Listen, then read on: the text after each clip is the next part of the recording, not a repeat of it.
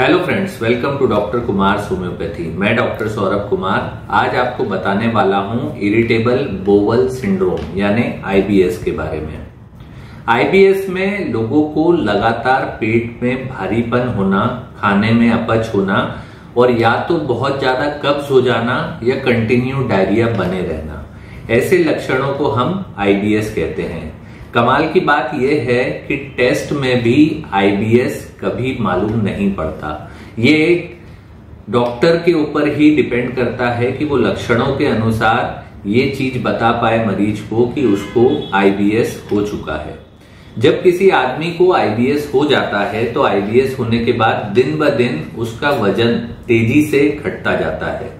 सबसे ज्यादा परेशानी की बात यह है कि वो कुछ भी थोड़ा बहुत भी खाना खाता है तो हर खाने के बाद उसको स्टूल जाना पड़ता है या पेट साफ करना पड़ता है और ये कंटिन्यू प्रोसेस रहती है।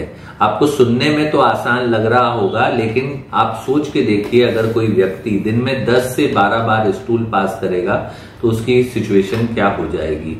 ऐसे में अगर बार बार उसको स्टूल बना रहेगा तो आगे जाके भी उसको पाइल्स या हेमरॉइड्स की शिकायत भी हो सकती है। हम बात करते हैं आईबीएस की। जब किसी व्यक्ति को आईबीएस हो जाता है तो शुरुआती लक्षणों में उसको खाना खाते ही भारीपन लगना, अपच होना, ब्लॉटिंग होना या खाना खाने की इच्छा ना करना, थोड़ा सा खाना खाते ही जी मचलाना, उल्टी आना या बार बार स्टूल का आना या बहुत ज्यादा कॉन्स्टिपेशन हो जाना। अगर आसान भाषा में बताऊं तो पूरी तरीके से जो बॉवल फंक्शन है वो डिस्टर्ब हो जाता है, जिसके साथ पेट में दर्द बना रहता है, क्रैम्प आते हैं जिसको मरोड़ आती है ऐसा कहते हैं लोग। इसके साथ कई बार स्टूल के साथ म्यूकस भी पास होता है। कई बार तो स्टूल में जो है वो ब्लड भी आ जाता है, ब्लीडिंग भी होती है और पेशेंट काफी डर और घबरा जाता है कि मुझे ब्लीडिंग क्यों हुई। इसको हम आईबीएस कहते हैं। जब किसी आदमी को आईबीएस हो जाता है तो उसको बहुत लंबे समय तक अल्फा बीटा ब्लॉकर्स खाने पड़ते हैं, जो कि परमानेंट ट्रीटमेंट नहीं है। जब तक वो ये अल्फा बीटा ब्लॉकर्स खाते रहेंगे तब तक उनको आराम रहेगा। जिस दिन वो नहीं खाएंगे उस दिन वो समस्या वहीं आ जाएगी। दवा खाते हुए भी ये परेशानी बनी रहती है, बार बार स्टूल जाना, पेट में दर्द होना, मरोड़ आना, उनका पाचन पूरी तरीके से डिस्टर्ब हो जाता है। अब हम बात करते हैं कि आईबीएस होता क्यों है।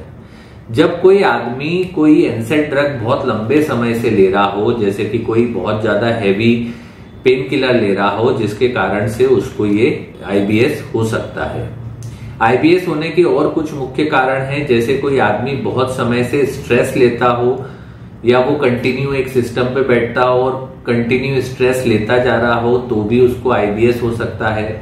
अगर वो बहुत लंबे समय तक फास्टिंग करता हो, खाना समय पे ना खाता हो तो भी उसको आईबीएस हो सकता है। या फिर बहुत ज्यादा स्पाइसी खाना खाता हो, बहुत ज्यादा मिर्च वाला होटल का सेडेंटरी खाना खाता हो तो भी उसको आईबीएस हो सकता है। अल्कोहल और स्मोकिंग तो इसका एक मुख्य कारण है ही। इसके अलावा भी कई ऐसे अननोन रीजन हैं जिनके कारण से लोगों को आईबीएस हो जाता है। जब आईबीएस किसी को हो जाता है तो उसकी दिनचर्या पूरी तरीके से डिस्टर्ब हो जाती है। जैसा कि मैंने आपको बताया कि आईबीएस के लिए कोई पर्टिकुलर टेस्ट नहीं है, ये एक डॉक्टर लक्षणों के अनुसार ही घोषित करता है कि किसी व्यक्ति को आईबीएस हो चुका है। जब किसी व्यक्ति को आईबीएस हो जाए तो उसे खान पान का विशेष ध्यान रखना चाहिए। उसको ऐसी चीजें खाना चाहिए जो खाने में ब्लंट यानी कम मिर्च मसाले वाली हो और उसके साथ जो आसानी से पच जाए, जिसको पचाने में ज्यादा समय ना लगे। उसको छोटी छोटी मील थोड़ी थोड़ी देर में लेते रहना चाहिए, जिससे उसके बोवल मूवमेंट प्रॉपर हो जाए। पानी पीने का उसको बहुत विशेष ध्यान देना चाहिए, क्योंकि पानी में ऐसे तत्व होते हैं जिससे हमारा डाइजेशन जो है वो बहुत आसानी से सही हो जाता है। एक टिप भी मैं आपको बताऊंगा जिससे आईबीएस में आपको बहुत हेल्प हो जाएगी। आपको जो पानी है वो एक घूंट पानी पीना है। पानी को हल्का सा मुंह के अंदर ही कुल्ला करके उसके बाद अंदर निकलना है, क्योंकि जो आपका म्यूकस होता है उसमें डाइजेशन के लिए बहुत अच्छे एंजाइम्स होते हैं। इससे आपका बोवल मूवमेंट जो है बहुत जल्दी सुधर जाएगा। होम्योपैथी में अगर इलाज की बात करें तो आईबीएस के लिए होम्योपैथी में कमाल का इलाज उपलब्ध है। बहुत अच्छी अच्छी दवाएं हैं।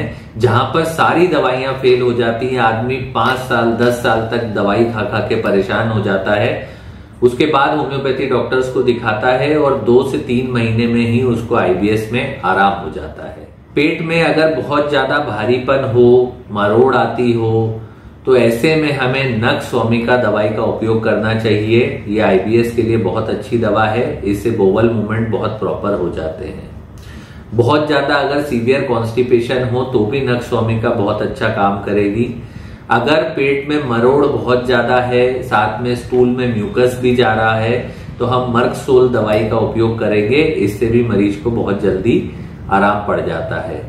इसके अलावा कार्बोवेज, अगर उसको बहुत ज्यादा डकार आते हो, थोड़ा सा ही खाना खा के इरेक्टेशंस बहुत जाते हो, हिकअप्स बहुत होते हो, तो ऐसे में कार्बोवेज दवा बहुत अच्छा काम करती है। ऐसे रोगी जिनको खाना खाने के बाद बहुत ज्यादा डकार आते हो और डकार के बाद खाना भी मुंह में आ जाता हो, यानी वाटर ब्रेश हो जाता हो, ऐसे में ऐसा फैटिडा नाम की एक होम्योपैथिक दवा है, ये बहुत अच्छा काम करती है। इसके अलावा भी होम्योपैथी में बहुत अच्छे अच्छे बायो कॉम्बिनेशंस, जैसे बायोकेमिक 25 नंबर, जिनको भी डाइजेशन, एसिडिटी, गैस या फ्लैचुलेंस इसकी दिक्कत होती है, वो बायो 25 दवा 4-4 गोली दिन में 3 दफे ले सकता है। इसको बहुत जल्दी आराम हो जाएगा। रोबिना क्यू, जिनके पेट में जलन बहुत ज्यादा बनी रहती है, वो रोबिना लेके अपना डाइजेशन अच्छा कर सकते हैं। असिमिलेशन अच्छा करने के लिए अल्फा अल्फा क्यू दवा उपलब्ध है। अगर लीवर भी डिस्टर्ब है और पाचन भी बिगड़ा हुआ है तो चेलिडोनियम क्यू बहुत अच्छा काम करेगी। इसके अलावा भी होम्योपैथी में बहुत अच्छी दवाइयां हैं जो डाइजेशन को बहुत अच्छा और प्रॉपर कर देती हैं। इरिटेबल बोवल सिंड्रोम अब ऐसी कोई बीमारी नहीं है जो ठीक नहीं हो सकती। अगर आप किसी भी मरीज को जानते हैं जिसको आईबीएस के लक्षण आते हो, उनका डाइजेशन बहुत ज्यादा बिगड़ा हो, खाने में असमर्थ हो या उनका पाचन बहुत ज्यादा डिस्टर्ब हो, तो आप नीचे दिए गए नंबर पे मुझसे संपर्क कर सकते हैं। या जो मैंने दवाइयां बताई हैं उसमें से कुछ ऐसी दवाइयां बताई हैं जिनका कोई भी उपयोग कर सकता है, आप उसको उपयोग करके देख सकते हैं, आराम जरूर मिलेगा। अगला वीडियो आप किस टॉपिक पे सुनना चाहते हैं मुझे कमेंट करके जरूर बताइएगा। धन्यवाद।